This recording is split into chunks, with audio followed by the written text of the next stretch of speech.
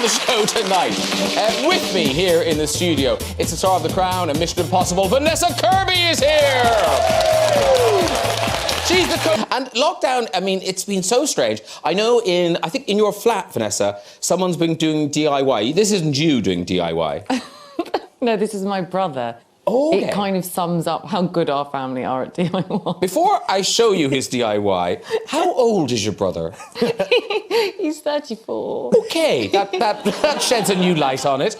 His girlfriend asked him to put up like a towel rail thing. I don't even know what it's called, like a... Yes, I doubt he does either. I think it's a towel rail. It's a hook. Like yeah, so they're coat hooks. Coat hooks. Okay. So, there's just so many things he got wrong in this. This is the coat hook thing he put up. Wow.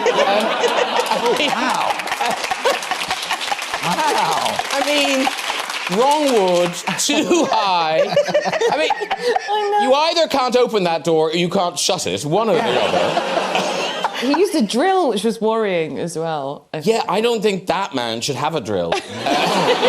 I still can't work out which way it should go. Well, not that way. But I like the fact that he did that and then still went ahead and drilled it. Like, he didn't go, oh, that can't be right. He thought, that looks about... No, I think he was quite confident. Plus, it's not really in the centre either, is it? So it's just... I think that's the least of your worries. Yeah. Centering is the least of your worries. Does everyone come home and just throw their hats at it like James Bond? Like Sean Connery as James Bond, and it just helps catch them like hoopla. Oh.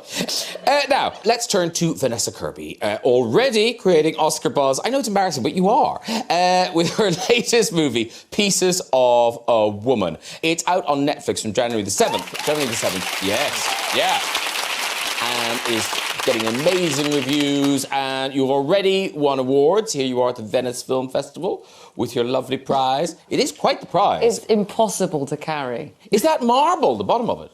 I think maybe, yeah. It's like a kind of football trophy. Yeah, but don't complain about it. Don't complain about it. Maybe no, but it's quite hard to hold. It's kind of like clangs like a cowbell. Slides.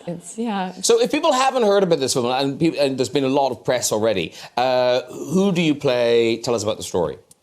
So I play a woman called Martha, who at the very beginning of the movie, there's a kind of 30-minute birth scene, continuous take that we did. And then she kind of goes through an unspeakable tragedy. And then the film is really about how we all go through such difficult times in different stages of our lives, obviously, and how you, when your world falls apart, how you kind of manage to get through it and put yourself together and get through sometimes where it feels like an eternity. You know, how do you overcome it and come out the other side, basically? And it deals with grief and how different people react differently to that grief. Yes. We've got a clip. This is you and your mother, played by the great Ellen Burstyn, basically kind of butting heads about how best to move forward. She has to pay for her incompetence. Is this about money? No. Is it about what people think? It's about you. It's about you having to face this. I am facing this. I am facing it! I am facing this! Well, I don't think you are. We need some justice here. No, you need. That is what you want. That is what you need. That is your way. That is not my way. That is what you need! Martha, if you had done it my way, you'd be holding your baby in your arms right now.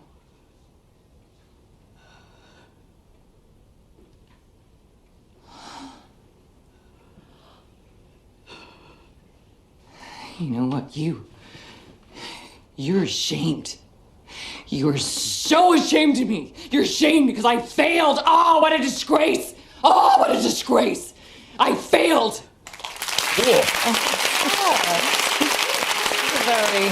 No, it is an extraordinary film because it's got scenes like that, but then it's got really such quiet, beautiful that's like moments. One of the crescendos. Yeah, but when I knew what it was about before I saw it, and I knew that there was going to be this half-hour, one-take, a labour scene, but it's kind of beautifully done, and it's frank, but it's not impossible to watch. I mean, how many times did you do that one take?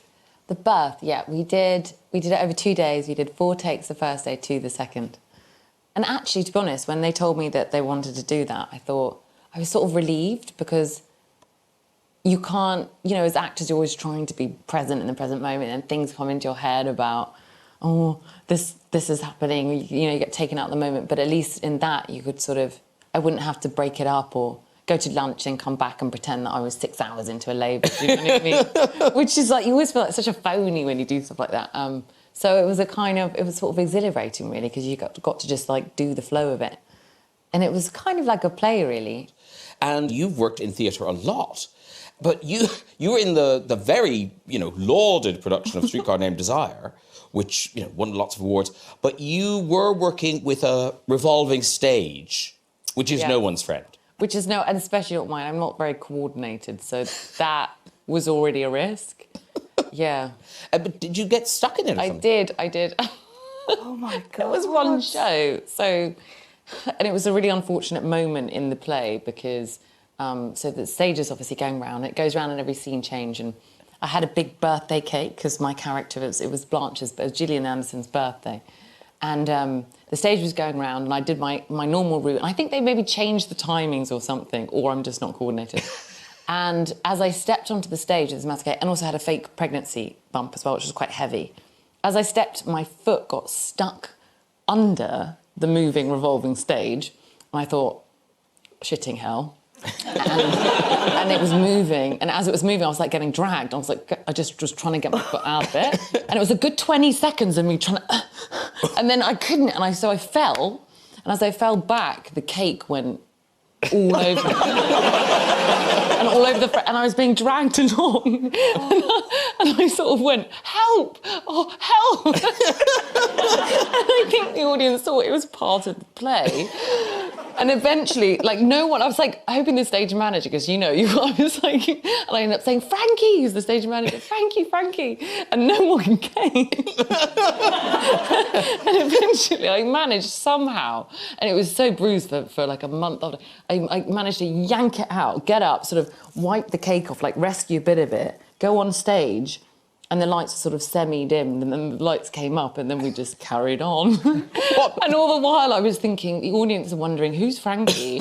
Is this part of the streetcar? What an unusual interpretation. Yeah. And why is no one mentioning the cake is shit? And why is she a hunchback? Because David, Yeah. And of course, Vanessa, Princess Margaret, I mean, you went deep in your Princess Margaret research. Like, you brought her home. I brought her everywhere in my home, yeah. Yeah. But, like, you must have driven your flatmates mad. Well, I was just so nervous. It's so scary playing someone real, especially, someone new and people new generally. And, I covered my house with her to try and absorb as much as possible. Because of our website at this very address. Please say a huge thank you to all of my guests. Vanessa Kirby!